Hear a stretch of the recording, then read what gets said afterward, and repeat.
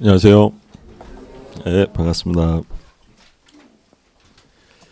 자, 이 프린트 보고 진도 나가죠. 자, 보시면 갑은 토지거래 허가구역 내 토지를 을에게 매도하고 계약금 1,000만 원을 받고 중도금은 1개월 후에 지급받기로 했으며 대금 지급 의무를 위반하면 계약금은 몰수하기로 했지만 아직 토지거래 허가를 받지 않았다. 그러니까 지금 주어져 있는 사례는 토지거래 허가구역에서의 매매계약이죠. 그러니까 허가구역인데 허가를 아직 안 받았다고 했으니까 현재 거래계약상의 효력은 없습니다. 근데 이제 한 가지 새로운 의무가 발생이 된다고 했죠. 그게 뭐였냐면 협력 의무였죠. 자, 그럼 1번부터 보시면 갑은 유동적 무효 상태인 매매계약에서는 계약금의 배액을 상환하고 해지할 수 없다. 그러니까 허가구역 안에서 계약금 해제가 되는지를 묻죠. 돼야 안 돼요?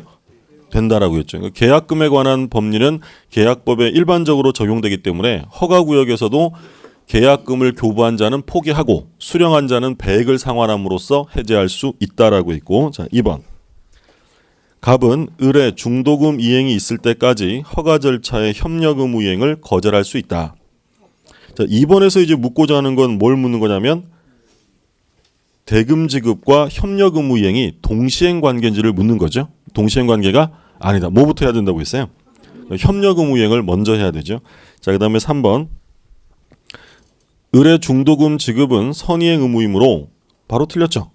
대금 지급이 선의행 의무가 되는 것이 아니고 지금 현재는 무효 상태죠. 그러니까 협력 의무를 이행해서 허가를 받은 다음이라야 대금 지급 의무가 생깁니다. 따라서 지금은 의무가 없는 상태니까 중도금을 지급하지 않았다고 해서 계약금이 몰수되는 것은 아니다라는 거죠. 자, 그 다음에 4번 갑과 을 쌍방이 허가 신청을 하지 아니하기로 한 의사표시를 명백히 하면 매매계약은 확정적으로 무효가 된다. 4번 맞죠? 그러니까 우리가 이제 확정적 무효가 되는 경우로 대표적인 게 뭐가 있었냐면 일단 불허가 처분이 있었고요. 지금처럼 허가를 받지 않기로 하는 의사가 명백하면 확정적 무효. 또 뭐 있었냐면 허가를 잠탈할 목적, 허가를 면탈할 목적이면 확정적 무효고 또 정지 조건의 불성취가 확정되면 그때는 확정 무효가 된다라고 했죠. 자, 그다음에 5번. 을은 갑에게 무효를 주장하며 계약금의 반환을 청구할 수 없다. 5번 맞죠. 지금은 유동적 무효 상태잖아요. 그럼 계약금 반환을 청구하려면 언제 이후에 해야 한다고 했냐면 확정적 무효가 돼야 되죠. 확정적 무효가. 자, 그다음에 7번. 6번. 을은 갑의 협력 의무 불이행을 이유로 계약을 해지할 수 없다. 자, 협력 의무는 주된 의무가 아니라 부수적 의무라고 했죠. 계약상 내용이 아니기 때문에 요걸 위반하면 손해배상 청구는 할 수 있어도 이 자체를 가지고 계약을 해지할 수는 없다라고 했죠. 그다음에 7번. 불공정 법률행위는 피해자가 그 무효임을 알고 추인한 때는 그때로부터 유효한 법률행위가 된다. 자, 7번에서는 이제 뭘 묻는 거냐면 무효행위의 추인이죠. 자, 무효행위를 추인하게 되면 무효임을 알고 추인하면 뭘로 인정한다고 했냐면 새로운 법률행위로 소급표 없다고 했죠. 근데 절대로 추인 대상이 될 수 없는 게 뭐라고 했냐면 그렇죠. 반사회적 불공정행위 이런 것들은 추인해봐야 아무런 효력이 생기지 않는다라고 했죠. 그래서 무효행위 추인에서 시험에 가장 많이 나왔던 게 첫 번째로 소급표 없다. 두 번째로 지금 이 내용이에요. 반사회적 불공정행위는 추인해도 효력이 생기지 않습니다. 자, 그 다음에 8번. 무효인 법률행위를 추인에 의하여 새로운 법률행위로 보기 위해서는 당사자가 이전 법률행위가 무효임을 알고 그 행위에 대하여 추인해야 한다. 8번은 맞죠?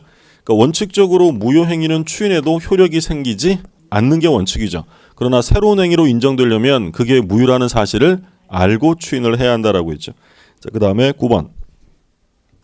매도인이 사기를 이유로 매수인에게 소유권 이전 등기 말소를 구하는 경우에는 매매계약을 취소한다는 의사표시가 포함되어 있다고 볼 수 있다. 9번에서 이제 말하고자 하는 것은 취소권의 행사에는 방식의 제한이 있어요? 없어요?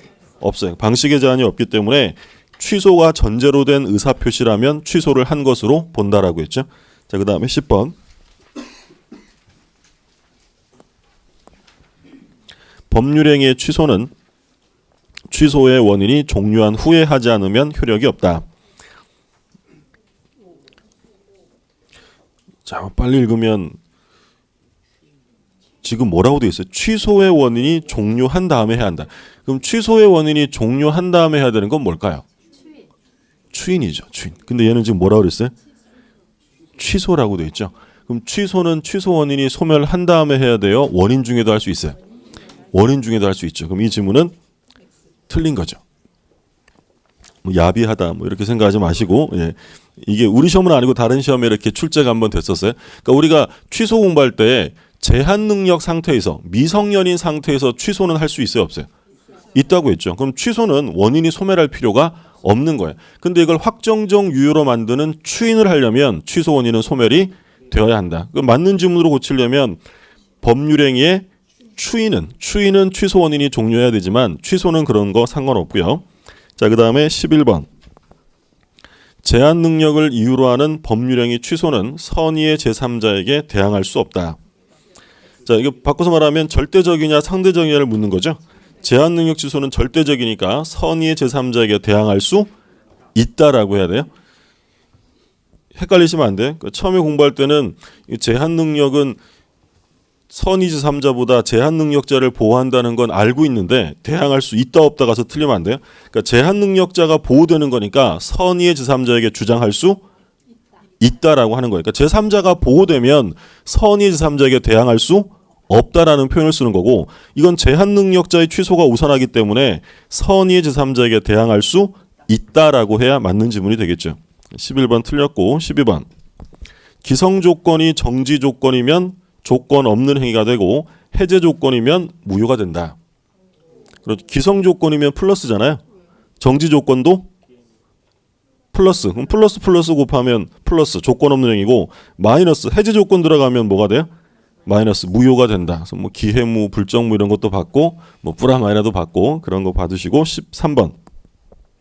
채무의 면제나 유증과 같은 단독 행위에는 조건을 붙이더라도 유효하다. 자, 원래 단독 행위에는 조건을 붙일 수 없죠. 상대방에게 불리하니까. 그런데 채무 면제나 유증은 상대방에게 유리한 단독 행위니까 조건을 붙일 수 있다. 예외적으로 허용되는 거고. 14번. 법률행위가 정지조건부 법률행위에 해당한다는 사실은 그 법률행위로 인한 법률 효과 발생을 다투려는 자에게 주장 입증 책임이 있다.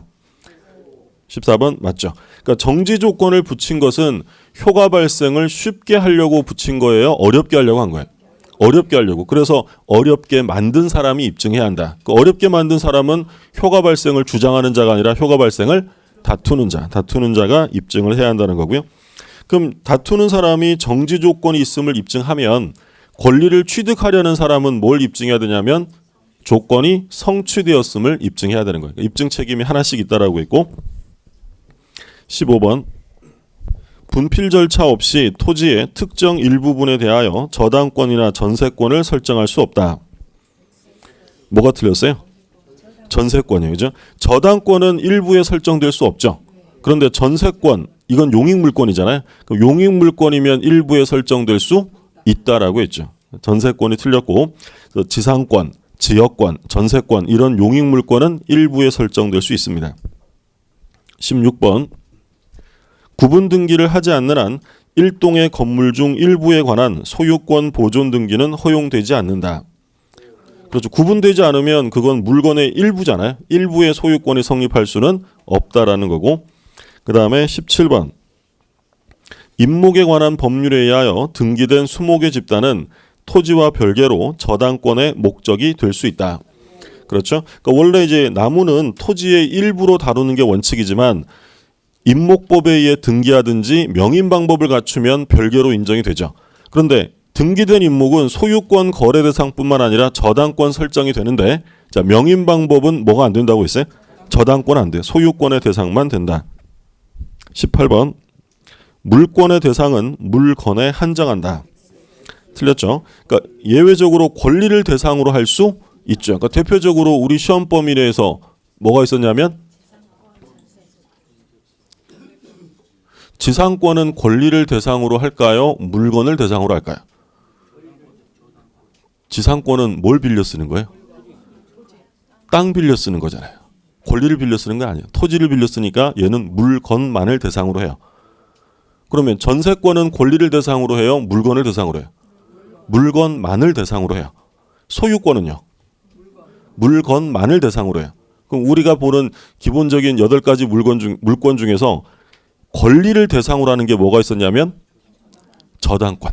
저당권은 토지나 건물, 물건뿐만 아니라 지상권이나 전세권에다가 저당을 잡을 수 있다라고 했죠. 헷갈리면 안 돼요. 저당권이 지상권이나 전세권이라는 권리 위에 설정될 수 있다는 것이지 지상권이 권리를 목적으로 한다는 얘기가 아닌 거예요. 물론 이제 질권도 권리 질권이 있는데 질권은 이제 시험 범위가 아니기 때문에 저당권 하나 기억해 두시면 되겠고, 그 다음에 19번 집합물 위에 재단 저당이 성립된 후에 그 구성물의 변동이 있더라도 특정성을 상실하지 않는다. 증감 변동하는 집합물 이것도 특정성은 유지가 된다라고 했죠. 뭐 뱀장어 판례, 재단 저당 판례 이런 거 봤었고요. 20번 계약 자유의 원칙상 당사자가 합의로서 새로운 물권을 창설할 수 있다. 안 되죠. 물권은 뭘로 만들어야 한다고 했냐면 법률 또는 관습법. 법률 또는 관습법에 의한 외에는 임의로 창설할 수 없고, 두 가지를 강제하죠. 종류 강제와 뭘 강제? 내용 강제. 이렇게 돼 있죠.